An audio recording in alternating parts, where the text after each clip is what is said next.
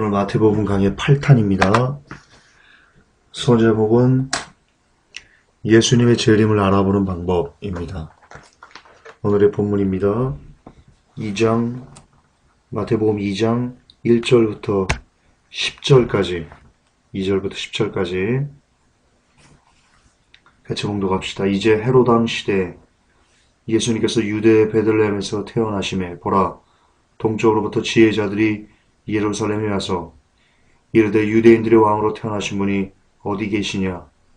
우리가 동쪽에서 그분의 별을 보고 그분께 경배하러 왔노라니. 헤롯 왕이 이 일들에 대하여 듣고 그와 또 그와 함께한 온 예루살렘이 소동하더라. 그가 모든 수제사장들과 백성의 서기관들을 함께 모아 그리스도가 어디서 태어나겠느냐고 그들에게 다그쳐 물으매 그들이 그에게 이르되 유대의 베들레헴이니이다. 대언자를 통해 이렇게 기록하신 바 유다 땅에 있는 베들레헴아, 내가 유다의 통치자들 가운데서 가장 작지 아니하도다.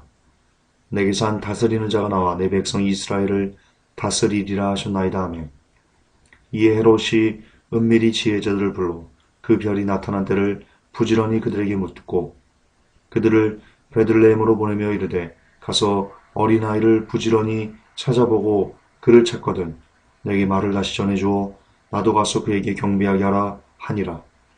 그들이 왕의 말을 듣고 떠나가는데 보라, 동쪽에서 그들이 보았던 그 별이 그들보다 앞서가다가 마침내 그 어린아이가 있는 곳에 이르러 멈추어 서니라. 그들이 그 별을 보고 심히 크게 기뻐하더라. 아멘. 오늘이 속된 말로 크리스마스, 성탄절이라고 이야기합니다.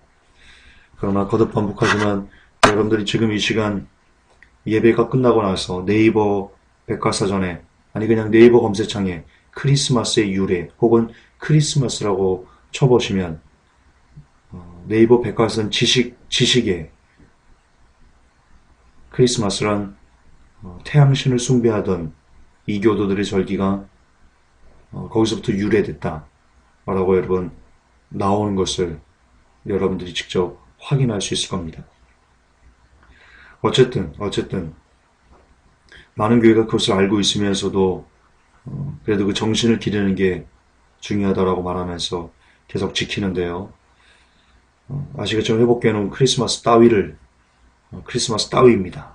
정확히 말해서 따위입니다. 태양신을 숭배하는 날이 무슨 감히 만왕양을 섬기는 그런 날이라고 바꿀 수 있습니까? 크리스마스 따위입니다. 이단이라고 해도 괜찮습니다. 그런 것이 정말 이제 지겹게 신문이라고 들어가지고 괜찮습니다. 아닌 걸 아니라고 이야기하는 것이 옳다라고 봅니다. 어쨌든 이 크리스마스 때 주님이 오셨다고 사람들이 난리를 치고 있습니다. 교회에서 일반 사람들이 캐롤을 부르며 정말 난리 바가지를 피우고 있는 이때입니다. 그러나 한 가지 궁금한 것이 있습니다. 이 땅의 한국교회에게 한 가지 물어보고 싶은 것이 있습니다.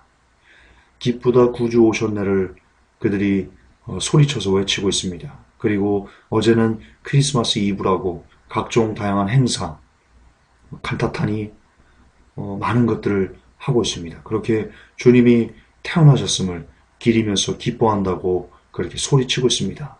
그렇다면 묻고 싶은 게 있습니다. 주님이 태어나셨음은 그렇게 기뻐하시면서 왜 성경에 기록하신 바대로 이제 주님이 재림하실 거라는 것에 대해서는 왜 그토록 귀를 막고 눈을 감고 오히려 주님이 다시 오실 것이다 라고 말하는 사람들을 이단으로 매도하면서 그렇게 사회에서 교계에서 매장시키려고 하시는 겁니까? 정말 예수님께서 탄생하신 것을 기뻐하신다면, 기쁘다고 오셨네, 오늘은 크리스마스라고 성탄절이라고 그렇게 난리 부르스를 칠 거면 그게 진짜 하나님을 위한 마음이라면 예수님께서 재림하신다는 소식을 듣고도 똑같이, 아니 오히려 크리스마스보다 더 성대한 파티를 하고 더 성대하게 환호하고 종려나무 가지를 흔들면서 마라나타를 외치는 것이 교회가 가져야 되는, 교회가 하셔야 되는 반응이지 않습니까? 그러나 왜 크리스마스에는 그렇게 난리 부르스를, 난리 바가지를 피우면서 예수님의 재림에 대해서는 함구하고 입을 닫고 오히려 예수님의 재림에 제자라도 꺼내면 담이 선교회냐고 몰아붙이는 것입니까? 여러분 마음속에 성탄절을 즐기는 여러분의 마음속에 예수님이 계십니까? 아니면 성탄절을 핑계로 여러분의 쾌락을 마음껏 쏟아내려는 그런 더러운 개쓰레기 같은 마음이 있는 겁니까? 반성하시기 바랍니다. 어젯밤에 크리스마스 이브라고 즐겼던 그 더러운 마음을 이 시간 하나님께 철저하게 쏟아내고 무릎을 꿇으시고 회개자로 나아가시기 바랍니다. 어쨌든 예수 그리스도의 재림을 알아보는 방법이 있습니다. 초림에 맞춰서 여러분 제가 누차 말씀드렸지만 예수님의 초림과 재림은 연결되어진 사건입니다. 하나의 사건입니다. 왜냐하면 초림이 없이는 재림이 없고 재림이 없이는 초림도 없기 때문입니다. 따라서 초림을 알아본 사람들이라면 어떻게 예수님의 초림을 사람들이 알아봤는지를 우리가 곰곰이 묵상하면 재림을 어떻게 알아볼 수 있는지에 대한 방법도 나오게 됩니다. 예수님의 초림을 이렇게 알아봤습니다. 성경에는 예수님의 초림을 알아본 사람들에 대해서 기록되어 있습니다. 오늘과 내일 아마 두 번에 걸쳐서 우리가 확인을 해야 될 것 같은데요. 오늘은 첫 번째 동방박사 그리고 수제사장들에 대해서 그들이 알아본 방법에 대해서 우리가 예수님의 재림을 알아보는 방법을 묵상할 것입니다. 원고들을 좀 읽겠습니다. 성경에는 예수님의 초림을 알아본 사람들이 나옵니다. 누차 강조했지만 초림과 재림은 현재 진행형으로서 연결된 사건입니다. 따라서 초림을 알아본 사람들이라면 재림도 알 수 있으리라고 믿습니다. 그럼 초림을 알아본 사람들은 어떻게 예수님께서 태어나심을, 초림을 알아볼 수 있었을까요?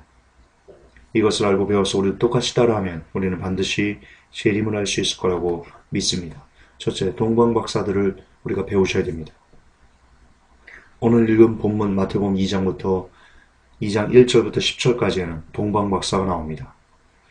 킹제임스에는 지혜자들로 번역이 되는데요. 일단 본문을 다시 한번 읽겠습니다. 이제 헤롯 왕 시대에 예수님께서 유대 베들레헴에서 태어나심에 보라 동쪽으로부터 지혜자들이 예루살렘에 와서 이르되 유대인들의 왕으로 태어나신 분이 어디 계시냐 우리가 동쪽에서 그분의 별을 보고 그분께 경배하러 왔노라니. 여기서 말하는 지혜자들 동방박사들은요 여러분 별자리를 관측하는 현인들 별자리를 관측하는 과학자들 그렇게 우리가 해석할 수 있습니다. 자, 별자리를 관찰한다. 무슨 뜻이겠습니까? 이런 겁니다. 시대의 징조를 유심히 관찰했던 사람들이라는 것을 우리가 알 수 있습니다.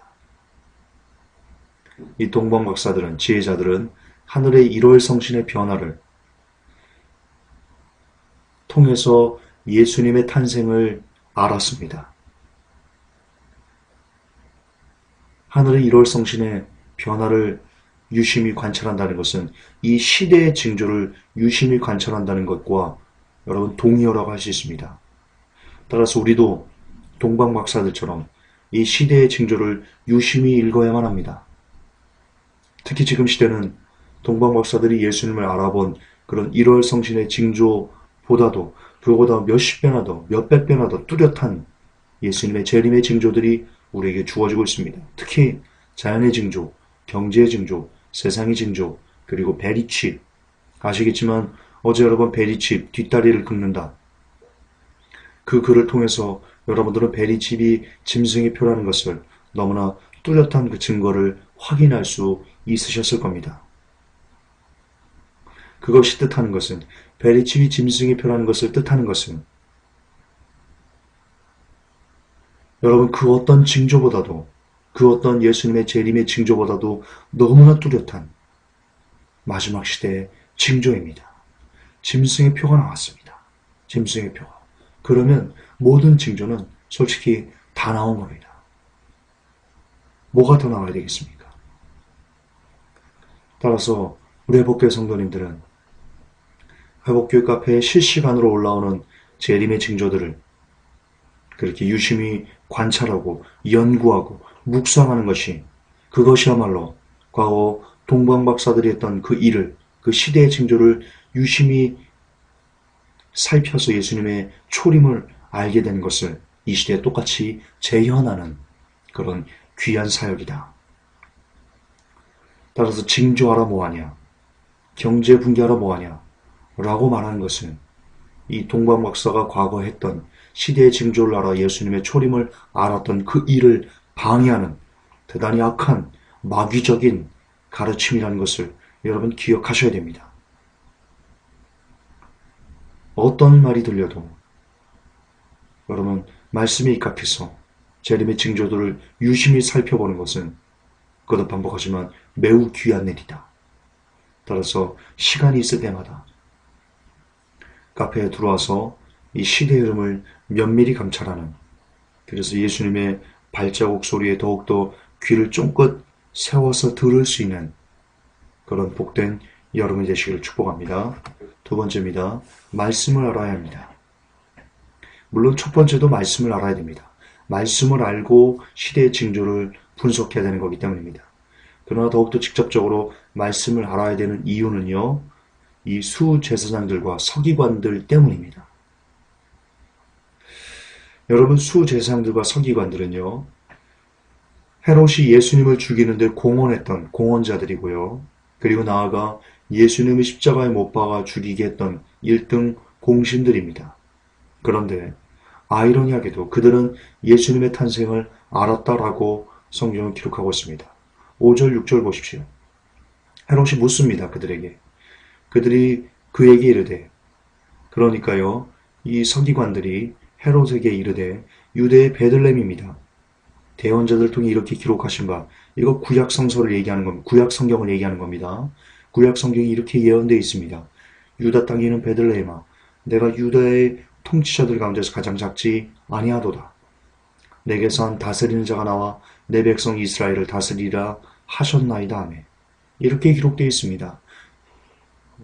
예, 수제사장들과 서기관들도, 예수님을 죽이는데 공헌했던 1등 공신들도 예수님께서 탄생하심을 알고 있었습니다.